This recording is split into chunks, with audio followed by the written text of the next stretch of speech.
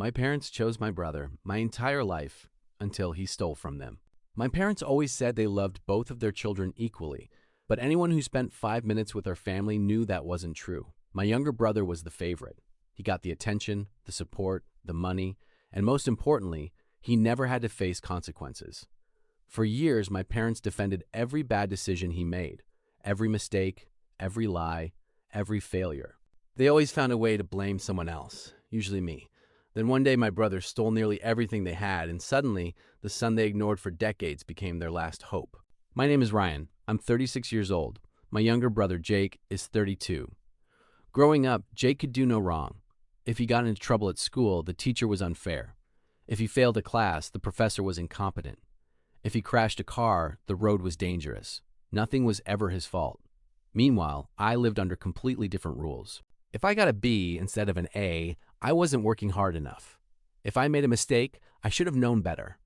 I learned very early that my parents expected perfection from me and excuses from Jake.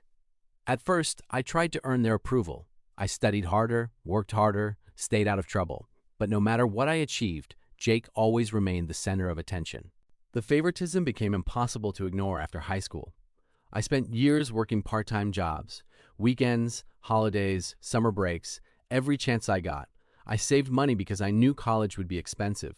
Then one evening, I accidentally overheard my parents discussing Jake's college fund. I was shocked. I didn't even know one existed. Later, I asked them a simple question. "Did you save one for me too?" The room became silent. My mother looked uncomfortable. My father avoided eye contact. That's when I learned the truth. There was no college fund for me. Not a dollar. Everything had gone to Jake. Their explanation? He needs more help. That was it. No apology, no discussion, just those 4 words. He needs more help. I graduated with student loans. Jake graduated debt-free. Things didn't improve when we got older. Actually, they became worse. Every time Jake needed money, my parents helped. When he wanted a new truck, they helped. When he started a business, they invested. When that business failed, they bailed him out. Then he started another business. That failed too. Then another. Same result. Failure, failure, failure. Yet somehow my parents never stopped believing in him. Meanwhile, I built my life alone.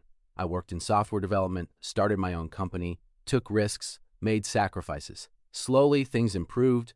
By my early 30s, I was financially comfortable. Not rich, but stable. For the first time in my life, I stopped caring about my parents' approval. I focused on my wife, my daughter, my future. And honestly, I was happy. Then Jake came up with his biggest idea yet. Jake claimed he had discovered an incredible investment opportunity. According to him, it was guaranteed, low risk, high reward, the kind of opportunity people dream about. I immediately became suspicious. Nothing is guaranteed, especially not investments. But my parents were excited. Jake gave presentations, showed charts, projected profits, talked about early retirement, financial freedom, luxury lifestyles. My parents loved every word. When they asked my opinion, I told them the truth. The numbers didn't make sense. The business model was weak. The risks were enormous. I advised them not to invest. My father got angry. He accused me of being jealous. Jealous. The same accusation I'd heard my entire life. So I stopped arguing. The decision was theirs. About a year later, everything fell apart. The investment failed completely. The money disappeared. Clients demanded refunds. Creditors started calling. Lawsuits followed. The entire operation collapsed. At first, my parents believed it was bad luck. Then they discovered something much worse. Jake hadn't simply made bad investments. He had been secretly transferring money into personal accounts, large amounts, for months. Luxury vacations, expensive watches, sports cars, private memberships. While everyone else was losing money, Jake was spending it. And when people started asking questions, he disappeared. One morning, Jake simply stopped answering his phone. No calls, no texts, no emails, nothing. His apartment was empty. His social media accounts disappeared. His friends claimed they hadn't heard from him. Nobody knew where he went, or at least nobody admitted they did. My parents were devastated. For weeks, they searched everywhere. They hired private investigators, contacted relatives, visited old friends. Nothing. The golden child was gone, and so was most of their retirement savings. 3 months later, my mother called. I could immediately hear the exhaustion in her voice. She sounded older, broken, defeated. She explained the situation, the debts, the missing money, the fear. Then she asked me a question I never expected. Can you help us? For a moment, I didn't know how to respond. Part of me was angry, very angry. I thought about every time they ignored me, every time they chose Jake, every time they dismissed my concerns. But I also saw two aging parents who were scared, and despite everything, I still loved them. I agreed to help, but with conditions. I would cover essential expenses, food, utilities, medical bills, basic living costs, nothing more. I would not replace their retirement fund, and I would not pay any debt connected to Jake's scheme. My parents accepted immediately. For the first time in my life, they didn't argue, maybe because they knew I was right, or maybe because they had no other options. Several months later, something unexpected happened. Jake resurfaced. Not because he wanted to apologize, not because he wanted to make things right, because he needed money. Again, he called me directly, as if nothing had happened, as if he hadn't destroyed our parents' finances, as if he hadn't disappeared for months. He claimed he wanted a fresh start. He claimed everyone deserved a second chance. Then he asked for a loan. I actually laughed. For the first time in the conversation, there was silence.